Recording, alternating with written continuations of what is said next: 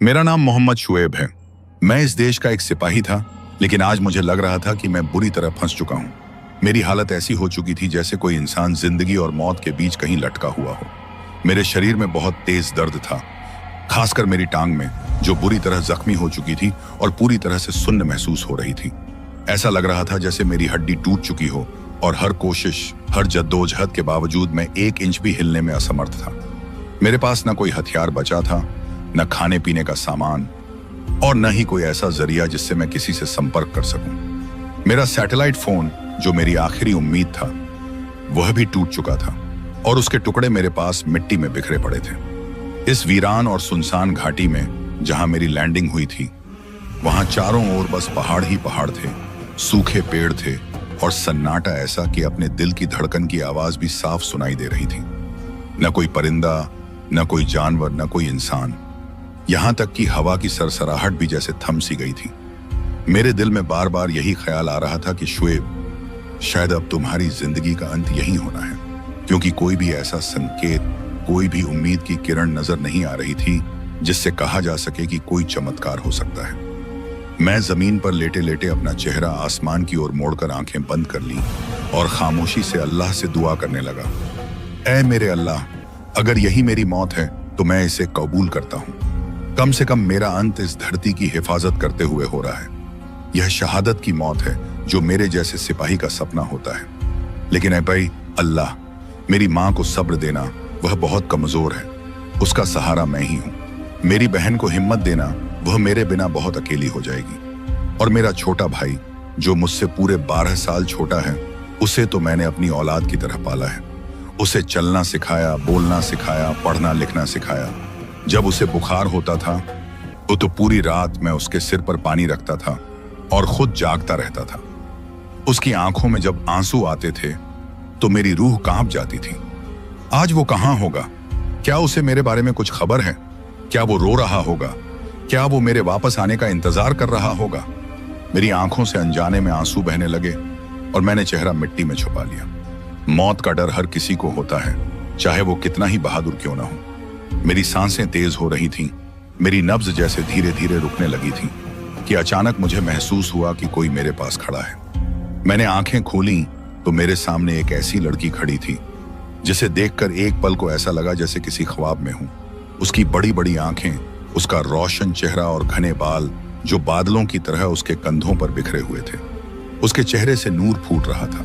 वो दुबली पतली और लंबी कद की लड़की थी जिसके हाथ में एक टोकरी थी जिसमें कुछ रोटियां और शायद पानी था।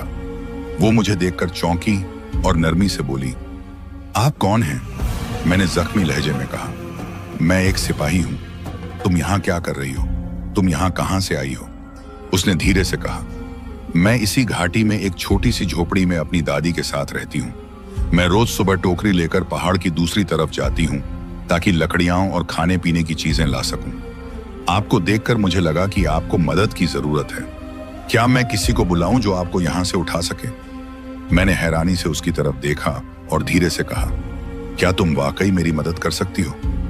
उसने हाँ में सिर हिला दिया और कहा, आप फिक्र न करें, मैं अभी आती हूं और आपको यहां से उठवाने का बंदोबस्त करती हूं। उस पल मुझे पहली बार ऐसा लगा कि अल्लाह ने मेरी दुआ सुन ली है। अल्लाह ने किसी को मेरे पास भेजा है जो मेरी जिंदगी बचा सकता है। मैंने अपनी आंखों को आसमान की तरफ उठाया और दिल ही दिल में शुक्र अदा किया कि शायद अभी मेरी जिंदगी की डोर बाकी है। शायद अब भी मुझे कुछ और इम्तिहान देने हैं। शायद अभी मेरी माँ, मेरी बहन और मेरा भाई मुझे फिर से देख सकें। मैंने उस लड़की को जाते हुए देखा तो दिल में एक सुकून सा उतरने लगा। उम्मीद की एक किरण मेरे दिल में रोशन हो चुकी थी और मैं बस उस पल का इंतजार कर रहा था जब कोई यहाँ पहुंचेगा और मुझे इस जमीन से उठाकर वापस जिंदगी की तरफ ले जाएगा। मैंने खुद से वादा किया कि अगर आज मैं बच गया तो जिंदगी भर अल्लाह की नाशुक्री नहीं करूंगा और अपने घर वालों से और भी ज्यादा मोहब्बत से पेश आऊंगा, क्योंकि आज के बाद मुझे पता चल गया था कि जिंदगी कितनी नाजुक है और मौत कितनी करीब होती है। जब मैंने आंखें खोली तो सब कुछ बदला बदला सा लगा। नरम बिस्तर की गर्मी मेरे शरीर में उतर रही थी। मेरे चारों तरफ लकड़ी की दीवारें थीं और छत भी लकड़ी की थी, जैसे किसी झोंपड़ी नुमा कमरे में हूं। सामने एक छोटा सा टेबल था जिस पर कुछ फल और एक लोहे का जग रखा था। जग के अंदर शायद पानी था, और साथ ही एक कप भी रखा हुआ था। थोड़ी देर में समझ में आया कि मैं किसी आम जगह पर नहीं बल्कि किसी सुरक्षित कुटिया में हूं। मेरी टांग पर पट्टी बंधी थी और वह देसी अंदाज में लकड़ियों के साथ कसकर बांधी गई थी ताकि मैं थोड़ा बहुत खड़ा हो सकूं। बाएं या तो ककूंगी और साथ ही एक लकड़ी की बनी स्टिक भी दी गई थी, जैसे लाठी हो, ताकि सहारा लेकर चल सकूं। बाहर से बकरियों की आवाजें आ रही थीं। उन आवाजों में एक अजीब सा सुकून छिपा हुआ था, जैसे कोई बहुत शांतिपूर्ण जीवन यहां मौजूद हो। मैंने खिड़की से बाहर झांका तो एक बहुत बड़ा पेड़ नजर आया जिसकी छांव में कुछ बकरियां आराम कर रही थीं। कुछ झोंपड़ियां भी दिखाई दी, लेकिन दूर दूर और सुनसान सी जगह थी। अचानक दरवाजा खुला और वही लड़की अंदर दाखिल हुई जो मुझे पहली बार दिखाई दी थी। उसने वही सादा सी कमीज पहनी हुई थी, हाथ में ट्रे ली हुई थी जिसमें कुछ खाने पीने की चीजें थीं। वह खामोशी से मेरे करीब आई और पूछा कि तबीयत कैसी है। मैंने हल्का सा सर हिलाया और कहा कि मैं बेहतर महसूस कर रहा हूं। फिर मैंने उससे पूछा कि मुझे यहाँ कौन उठाकर लाया था। कि मेरे बाबा लाए थे। मैंने पूछा तुम्हारा नाम क्या है, तो उसने कहा कि मुझे सब रोशनी कहते हैं। उसका चेहरा देखकर मैं दिल ही दिल में सोचने लगा कि वाकई उसका चेहरा तो रोशनी जैसा है, पारदर्शी और उजला, जैसे किसी परी का चेहरा हो। फिर मैंने उसे बताया कि मैं कौन हूँ, कहाँ से आया हूँ, क्या हुआ था। वह बहुत खुश हुई और कहने लगी कि मुझे अच्छे इंसान बहुत पसंद हैं और आप तो वाकई बहुत अच्छे इंसान लगते हैं। उसकी यह बात मुझे अजीब लगी, क्योंकि वह खुद भी तो इंसान ही लग रही थी। तो फिर इस बात का मतलब क्या था? लेकिन मैं खामोश रहा। कुछ देर बाद वह बाहर गई और एक हकीम को लेकर आई। वह हकीम 60-65 साल का बूढ़ा था, जिसने मेरे पांव का मुआयना किया और कहा कि हड्डी टूटी नहीं है, सिर्फ 2 जगह से फ्रैक्चर हुआ है। जिस पर उसने देसी तरीके से कुछ लकड़ियां बांध दी और दवा दी, जिससे मुझे तुरंत आराम आ गया और दर्द काफी कम हो गया। इसके बाद वह हकीम बाहर जाने लगा तो वह रोशनी उसके साथ दरवाजे तक गई। मैं लेटा हुआ था, लेकिन उनकी बातें साफ सुनाई दे रही थीं। हकीम कह रहा था कि तुझे यह नहीं करना चाहिए, तू जानती है कि वह बिल्कुल ठीक नहीं है और तू अकेली है। यह ठीक नहीं है। मैं यह सब सुनकर चौंक गया कि वह अकेली क्यों है। अभी तो कह रही थी कि उसके बाबा मुझे उठाकर लाए थे, तो फिर वह हकीम क्यों कह रहा है कि वह अकेली है? क्या वह झूठ बोल रही थी या कोई बात छुपा रही थी? फिर रात हो गई। मैं लेटा रहा। थोड़ा बेहतर महसूस हो रहा था, लेकिन एक उलझन सी होने लगी थी। दिल में अजीब तरह के विचार आने लगे थे। मैंने हिम्मत करके रोशनी से पूछा कि तुम्हारे अब्बू कहाँ हैं? मैं उनसे मिलकर उनका शुक्रिया अदा करना चाहता हूँ। तो उसने कहा कि वह तो शहर चले गए हैं, आज ही गए हैं। मुझे यह सुनकर और हैरानी हुई कि एक अजनबी घायल आदमी को घर में छोड़कर कोई बाप अपनी इतनी हसीन बेटी को अकेला कैसे छोड़ सकता है। यह बात मेरी समझ से बाहर थी। मेरा इरादा बिल्कुल भी गलत नहीं था। था। लेकिन आजकल के दौर में कोई बाप ऐसा कैसे कर सकता है कि किसी अजनबी को बेटी के साथ अकेला छोड़ जाए? मैं इस ख्याल में गुम था और उसी उलझन में रात गुजरने लगी। रोशनी मेरा ऐसा ख्याल रख रही थी जैसे मैं उसका कोई करीबी रिश्तेदार हूं या बरसों से बिछड़ा हुआ कोई अजीज। वह न सिर्फ मेरे खाने पीने का ख्याल रख रही थी, बल्कि हर लम्हा मेरे आराम और सुविधा का भी खास ध्यान रखती थी। सुबह सवेरे उठकर मेरे लिए गर्म पानी लाती, फिर कमरे में दाखिल होकर नरमी से आवाज देती और एक खुशबूदार खुश इखलाकी के साथ मेरे करीब बैठकर नाश्ता कराती। वह मुझे ऐसे ऐसे पकवान लाकर देती कि मैं हैरान रह जाता। कभी देसी घी में बना हुआ नरम और मुलायम पराठा, कभी ताजा दूध के साथ मक्के की रोटी, कभी शहद और नारियल से बनी कोई मीठी चीज जो मैंने पहले कभी न चखी थी। उनका जायका इतना शानदार होता कि मुझे यकीन नहीं आता था कि ऐसे पहाड़ी इलाके में, जहां न बिजली है, ना गैस और ना ही कोई खास सुविधा, वहां पर इतने लजीज और विविध प्रकार के खाने कहां से बन रहे हैं। मेरी भूख जैसे बढ़ती जा रही थी और वह खुशी खुशी हर बार मेरे लिए कुछ नया ले आती, जैसे उसे मेरी सेवा में ही खुशी मिलती हो। मैंने मन में सोचा कि शायद बाहर कोई बड़ा किचन होगा जहां वह यह सब तैयार करती होगी, लेकिन जब मैंने बाहर निकलकर देखा तो किचन के नाम पर सिर्फ एक मिट्टी का चूल्हा था, जिस पर एक पुरानी सी हांडी रखी हुई थी। ना कोई फ्रिज, ना बर्तनों की कतार और ना ही कोई खास इंतजाम। मैं और भी हैरान हो गया कि इतने स्वादिष्ट खाने सिर्फ एक चूल्हे पर कैसे तैयार हो रहे हैं। फिर मेरे मन में आया कि बुजुर्ग कहा करते थे कि पहाड़ी औरतें बहुत हुनरमंद होती हैं, जल्दी जल्दी हर काम निपटा लेती हैं। शायद रोशनी भी उन्हीं में से हो। लेकिन बात सिर्फ यहीं तक सीमित नहीं रही, क्योंकि एक ऐसा वाकया हुआ जिसने मेरे पैरों तले जमीन खींच ली।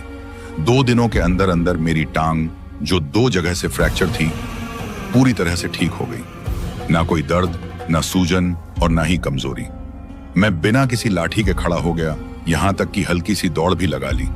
मुझे कुछ महसूस ही नहीं हो रहा था, जैसे मेरे साथ कुछ हुआ ही नहीं था। मैंने हैरानी से रोशनी से पूछा कि आखिर यह सब क्या हो रहा है। मैंने कहा कि यह संभव ही नहीं है। डॉक्टर ने कहा था कि कम से कम 3 हफ्ते लगेंगे पूरी तरह से ठीक होने में। तो उसने मुस्कुराकर कहा कि हमारी पहाड़ी जड़ी बूटियों में बहुत ताकत है, उनका असर जल्दी होता है, शायद इसीलिए आप जल्दी ठीक हो गए हैं। लेकिन मेरे दिल में एक अजीब सी बेचैनी जन्म लेने लगी थी। यह सब कुछ सामान्य नहीं लग रहा था। न खाने का स्तर, न मेरी तेज रिकवरी, न उसका हर वक्त मौजूद रहना, और ना ही उसके पिता का लगातार गायब रहना। फिर एक दिन मेरा सैटेलाइट फोन भी अचानक से काम करने लगा, जिसे मैं समझ रहा था कि खराब हो गया है। रोशनी ने कहा कि इसमें शायद पानी चला गया था। मैंने धूप में रखा तो खुद ब खुद ठीक हो गया। मैंने फोन ऑन करके अपने दोस्तों को लोकेशन भेजी और संदेश दिया कि वे मुझे लेने आ जाएं। कुछ ही देर बाद वे लोग जीप लेकर पहुंच गए। जब मैं रवाना होने लगा तो रोशनी कुछ चुप और उदास सी हो गई। मैंने उसका धन्यवाद किया और कहा कि तुमने मेरे साथ जो कुछ किया मैं उसे कभी नहीं भूल सकता। तुम मेरी जिंदगी की मोहसिन हो। मैं वादा करता हूं कि जल्द ही दोबारा तुमसे मिलने आऊंगा। उसने हल्की सी मुस्कान के साथ कहा, ठीक है, आ जाइएगा, मैं इंतजार करूंगी। उसके लहजे में एक अजीब सी मिठास और गहरी उदासी छिपी थी। उसने हाथ हिलाकर मुझे रुखसत किया और मैं अपने साथियों के साथ शहर की ओर रवाना हो गया। लेकिन जब से लौटा हूं, मेरी सोचों पर एक ही नाम छाया हुआ है, रोशनी। मैं उसके बारे में ही सोचता रहता हूं, दिन हो या रात। उसकी मासूमियत, उसकी सेवा, उसकी कोमल मुस्कान मेरे जहन से जाती ही नहीं, जैसे वह सिर्फ मेरी जिंदगी में कुछ पल के लिए आई हो, लेकिन दिल में हमेशा के लिए घर कर गई हो। जब मैं शहर वापस आया तो दिन गुजरते गए, मगर मेरा दिल वहीं पहाड़ों में कहीं अटका रहा। रोशनी की मासूम सी मुस्कान, उसकी निस्वार्थ सेवा, उसके हाथ के बने खाने की खुशबू, उसका मेरे लिए वक्त बेवक्त जागना, मुझे ठंड से बचाने के लिए कंबलों का इंतजाम करना, ये सब यादें दिन रात मेरे जहन में घूमती रहीं। यहां तक कि 6 महीने बीत गए और मैं आज भी हर रोज उसकी याद में एक लम्हा जरूर गुजारा करता हूं। एक दिन मैंने अपनी बहन से कहा कि मैं उस लड़की के लिए कुछ करना चाहता हूं जिसने मेरी जिंदगी बचाई। मेरी माँ भी पास बैठी थी। मैंने उनसे भी यही बात की कि वो जो पहाड़ों में रोशनी नाम की लड़की थी, जिसने बिना किसी लालच के मेरी देखभाल की, मैं उसके लिए कुछ तोहफे लेकर जाना चाहता हूं। मेरी माँ ने मुझे गौर से देखा, फिर धीरे से मुस्कुराकर पूछा, क्या करना चाहते हो बेटा? मैंने कहा, अम्मी, मैं उसके लिए कुछ अच्छे जोड़े लेना चाहता हूँ, कुछ जेवर या चूड़ियां और एक मोबाइल भी, ताकि अगर कभी बात करना चाहूं तो कर सकूं। मेरी बहन बोली, ये तो बहुत अच्छी बात है, आप जरूर जाइए, के साथ शॉपिंग करने भी चलूंगी। मैंने फौरन ही अपनी पुरानी सी डायरी खोली और उसमें वो कुछ चीजें नोट की जो रोशनी को पसंद आ सकती थी। मेरी बहन ने मुझे कुछ डिजाइनर कपड़ों की दुकानों में ले जाकर बहुत खूबसूरत सूट दिखाए। मैंने 4 सूट खरीदे, जिनमें से 2 पर कढ़ाई का काम था और 2 सादे मगर नफीस थे। साथ ही बाइक से ही मैंने उनके साथ मैचिंग चूड़ियां भी खरीदी, एक सेट लाल रंग का और एक फिरोजी। मैंने उनके लिए जूते भी लिए और एक बड़ा सा बॉक्स जिसमें मैं ये सब रख सकूं। मैं चाहता था कि ये सारे तोहफे इस तरह पेश किए जाएं जैसे कोई बड़ी ताजिम हो। मैंने एक अच्छा सा मोबाइल भी खरीदा, क्योंकि मुझे यकीन था कि पहाड़ों में उनके पास शायद इतनी सुविधा न हो कि उनके पास अपना फोन हो। मैंने दिल में सोचा कि कभी कभार बात हो जाया करेगी तो दिल का बोझ हल्का हो जाएगा। मेरी माँ ने एक बात कही जो मेरे दिल के अंदर तक उतर गई। कहने लगी, अगर तुम्हें वो लड़की पसंद आ गई है तो रिश्ता भी साथ ले जाओ। मैं हंस पड़ा, लेकिन सच पूछें तो ये बात मेरे दिल में पहले से ही कहीं गहराई में मौजूद थी, पर उस वक्त बस हंसी में टाल दी। मैंने अपने एक पुराने दोस्त से बात की जो एक बड़े अफसर के साथ काम करता था। उसने कहा कि मैं तुम्हें खाली हेलीकॉप्टर में बैठाकर वहां पहुंचा देता हूं, क्योंकि पहाड़ों का सफर निहायत ही लंबा और मुश्किल होता है। मैंने उसकी बात सुनकर फौरन हामी भर ली। मैं चाहता था कि रोशनी तक पहुंचने में कोई देरी न हो। मैंने सारे तोहफे एक खूबसूरत पैकिंग में रखे, कुछ पैसे भी एक लिफाफे में रखे ताकि अगर उन्हें किसी चीज की जरूरत हो तो वो खरीद सकें। मैंने कुछ खाने पीने की चीजें भी लीं, जिनमें सूखे मेवे, शहद और देसी घी शामिल थे। मैं चाहता था कि रोशनी और उसके घर वालों को यह महसूस हो कि मैं उनका एहसान नहीं भूला। मेरे दिल में बस एक ही ख्याल था कि इस बार जब मैं रोशनी के सामने जाऊं तो ऐसे जाऊं कि उसे भी खुशी हो, उसे लगे कि जिस शख्स की उसने मदद की थी वो वाकई काबिल था। मैं खुश था, सनदा खुश था, संतुष्ट था और दिल ही दिल में बेकरार भी कि उससे 6 महीने बाद मुलाकात कैसी होगी। क्या वो मुझे पहचानेगी? क्या वो मुझे देखकर खुश होगी? और क्या मैं अपनी शुक्रगुजारी का हक अदा कर पाऊंगा? मेरे दिल में एक तूफान था, मगर चेहरे पर मुस्कान थी। मैं उस पहाड़ी सफर पर एक नई उम्मीद और जज्बे के साथ रवाना हो चुका था। वो लम्हा जो महीनों के इंतजार के बाद आया था, वो लम्हा जब मैं रोशनी से दोबारा मिलने जा रहा था, जिसने पहाड़ों में मेरी मदद की थी, जिसकी सीधी सादी आंखों में खुलूस था, जिसके स्पर्श में सुकून था, जिसकी खामोशी में सुरक्षा थी। मेरे लिए वो सिर्फ एक इंसान नहीं थी, वो एक जज्बा थी, वो एक वादा थी कि कोई किसी अजनबी के लिए भी सब कुछ कर सकता है। और मैं 6 महीने की बेचैनी के बाद वो सारे तोहफे लेकर, जिनमें रंग बिरंगी चूड़ियां थीं, कीमती कपड़े थे, एक नया मोबाइल था, कुछ नकद रकम थी और कुछ मिठाइयां भी थीं, सिर्फ इसी मकसद से निकला कि रोशनी को फिर से पा सकूं, उसका शुक्रिया अदा कर सकूं और शायद अगर वो मान गई तो उसका हाथ भी मांग सकूं। लेकिन जब मैं अपने दोस्त के साथ उस जगह पहुंचा जहां रोशनी से पहली बार मुलाकात हुई थी, जहां उसने मुझे अपनी झोंपड़ी में पनाह दी थी, जहां उसने मुझे जिंदगी लौटाई थी, तो वहां कुछ भी नहीं था। वो जगह खाली थी, वीरान थी, सन्नाटा छाया हुआ था। और हैरानी की बात यह थी कि वहां न कोई झोंपड़ी थी, न कोई घर, न कोई निशान, न कोई सबूत जिससे यह साबित हो सके कि यहां कभी कोई इंसान रहा हो। मेरे कदम रुक गए, आंखें फैल गईं, दिल जैसे डूबने लगा।